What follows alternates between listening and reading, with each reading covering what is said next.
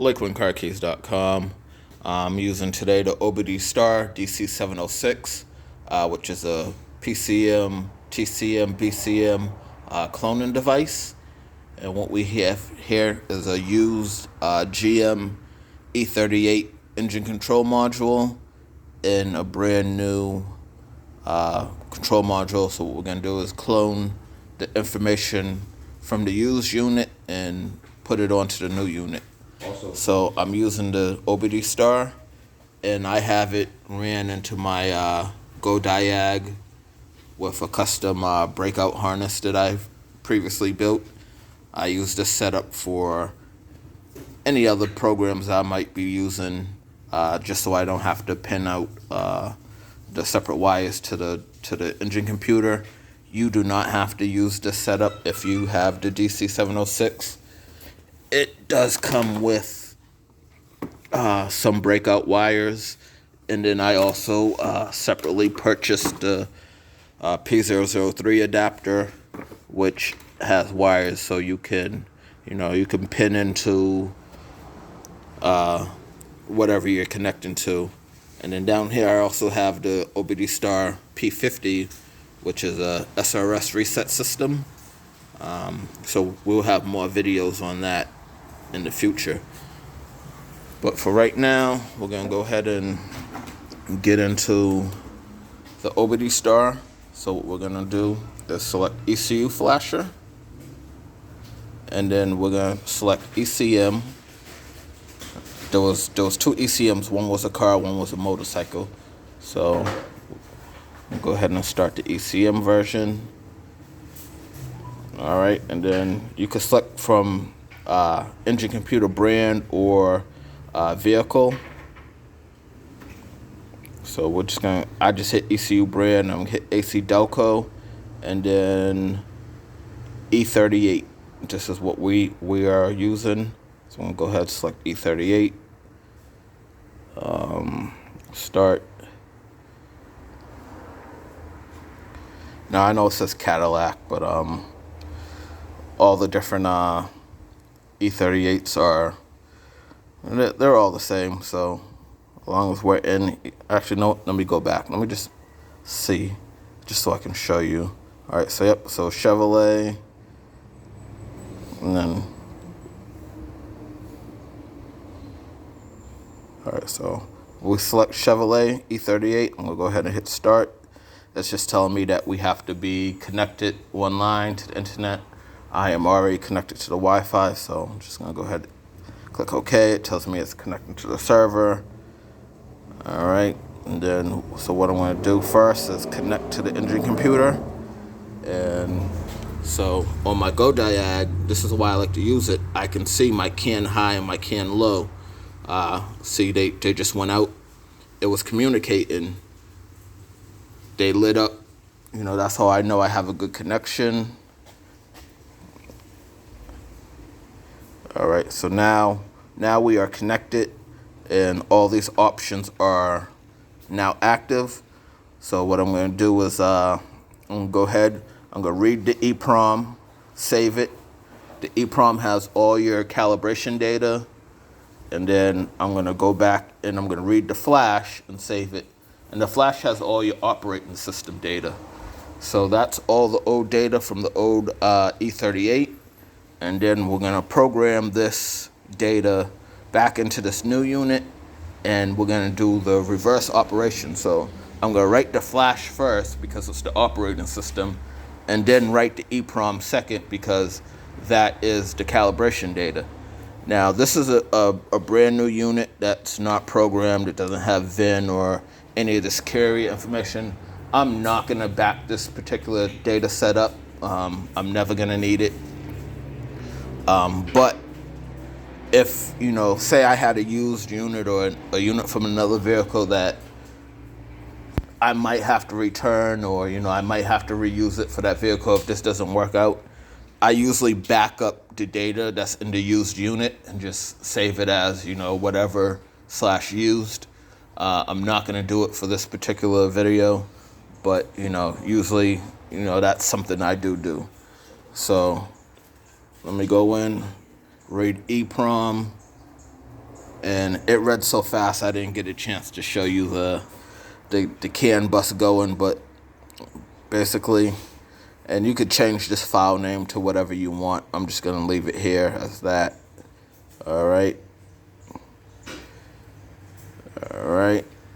and then let's go ahead and read the flash.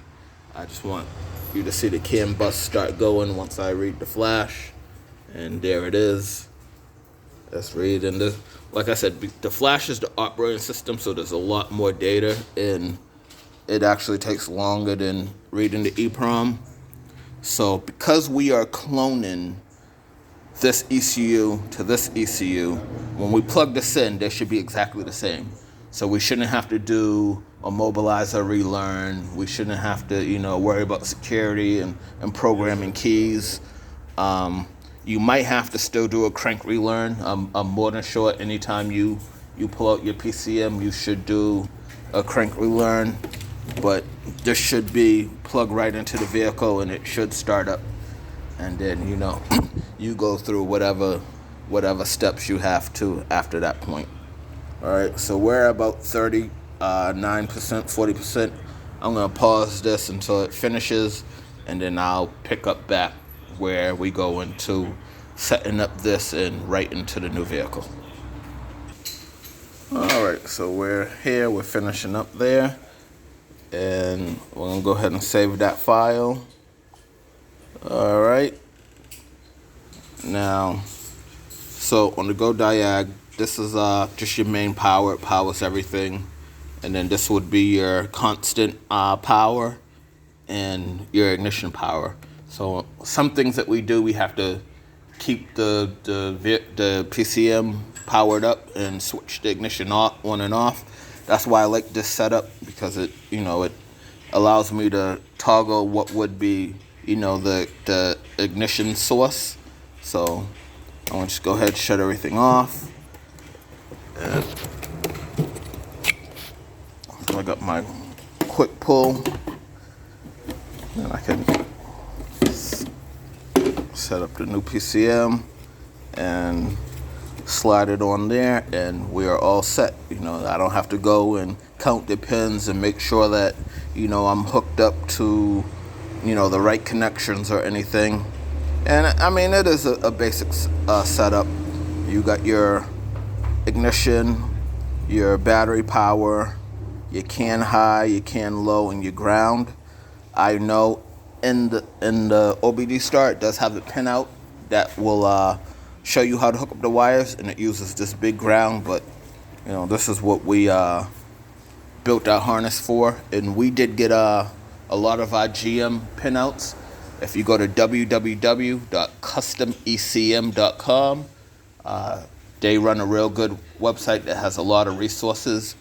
We use their GM VIN change program for a lot of times if we're using used modules, we might delete the security out of it and change the VIN number, so it's a direct plug-in for the customer and they can go. But yeah, they have a lot of resources, and this is how their pinout was, and we've been using it for years now and had zero issues with it. So I'll go ahead, turn on the power, turn on the ignition, let that power up.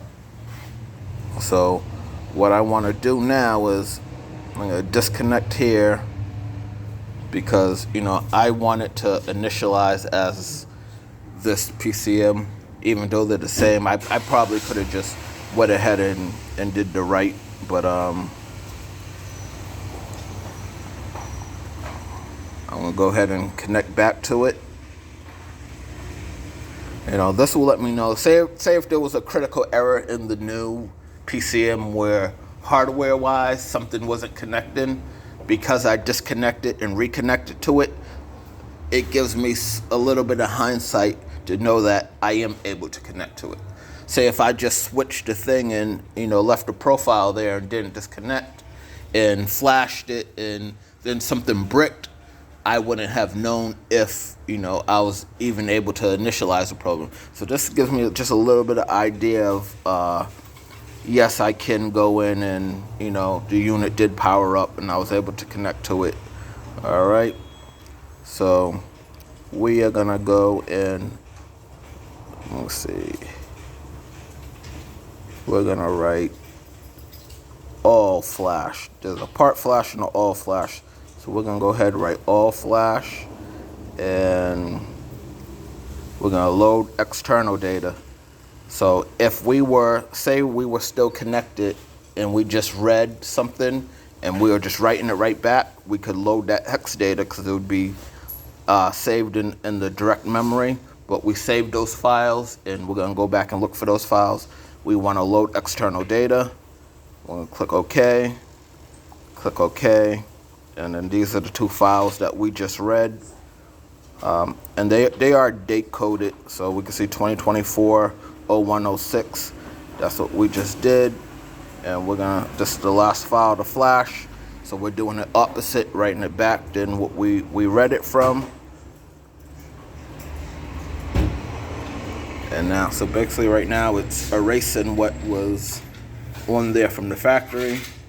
Like I said, I didn't need this backed up, so, but I highly suggest if you're using used units, or if you think the data on your E38 might be corrupt and you don't have a source to get new data, then definitely back it up. I mean, I have tons of E38 files, so I can select from what I need and I can always flash.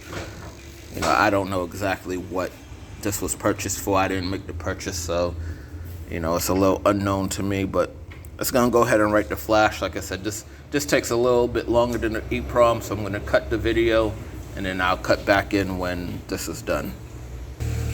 All right, so we're just about there. We're at 97%. Our can is still flashing, and we're finishing up. And so we're done there. We're gonna go ahead and write the EEPROM. There's only one option to write the EEPROM. And again, we're gonna load external data, hit OK, and then find our EEPROM file. I'm gonna hit OK, and this is gonna write real fast. Hit OK, and there it is, and we're done. So this clone is complete. What I'm gonna try to do is I'm gonna break this down, go back to my van, load up HP tuners, and just look at what it says this one is, and confirm it says the same thing for this one, and we should be good to go. Plug this back into the vehicle, let it run, heat up, do the crank relearn, and they should be on our way. That's the OBDSTAR DC706. LakelandCarKeys.com.